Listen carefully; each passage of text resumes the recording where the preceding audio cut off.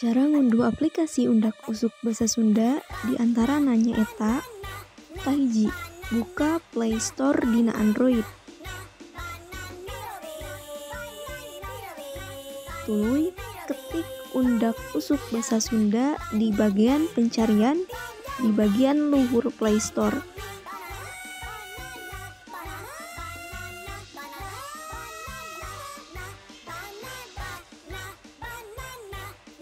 Tilu, pilih aplikasi undak usuk basa Sunda anu logona warna hejo, aya lambang atawa simbol aksara Sunda.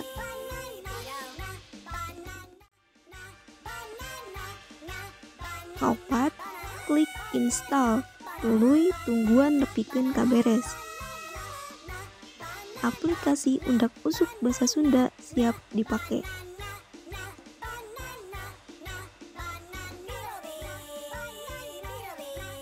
Cara make aplikasi undak usuk basa Sunda nyaeta anu kahiji, pastikeun HP aya baterean atawa teu lowbat.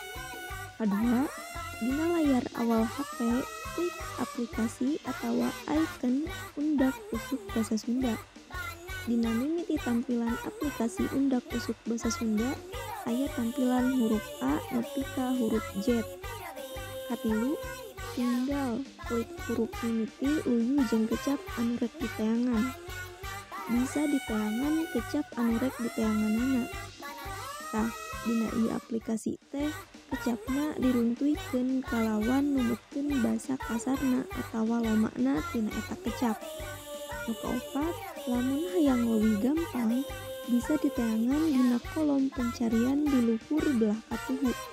Kalawan diteanganana numutkeun kecap kasar atawa loma tina eta kecap.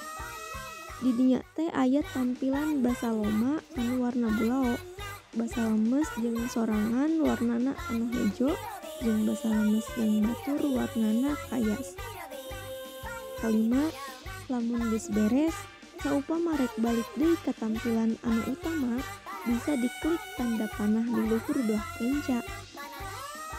Pamungkas, saupama rek kaluar tina aplikasi, bisa diklik tanda keluar anu aya dina HP.